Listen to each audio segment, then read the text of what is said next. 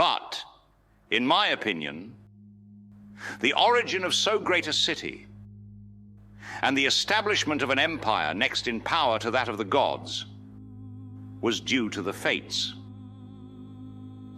The Vestal Rhea, being deflowered by force when she had brought forth twins, declares Mars to be the father of her illegitimate offspring, either because she believed it to be so, or because a god was a more creditable author of her offense. But neither gods nor men protect her or her children from the king's cruelty. The priestess is bound and thrown into prison. The children he commands to be thrown into the current of the river. By some interposition of providence, the Tiber, having overflowed its banks in stagnant pools, did not admit of any access to the regular bed of the river. And the bearers supposed that the infants could be drowned in water, however still.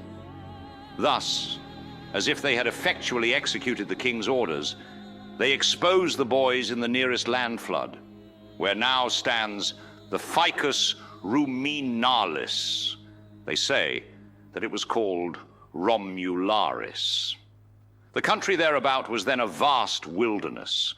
The tradition is that when the water, subsiding, had left the floating trough in which the children had been exposed, on dry ground, a thirsty she-wolf, coming from the neighboring mountains, directed her course to the cries of the infants, and that she held down her dugs to them with so much gentleness that the keeper of the king's flock found her licking the boys with her tongue. It is said his name was Faustulus, and that they were carried by him to his homestead to be nursed by his wife Laurentia. Some are of opinion that she was called Lupa among the shepherds, from her being a common prostitute, and that this gave rise to the surprising story.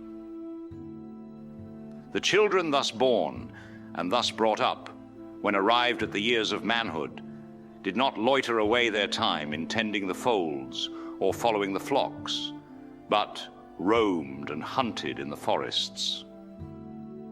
Having by this exercise improved their strength and courage, they not only encountered wild beasts, but even attacked robbers laden with plunder, and afterwards divided the spoil among the shepherds. And in company with these, the number of their young associates daily increasing, they carried on their business and their sports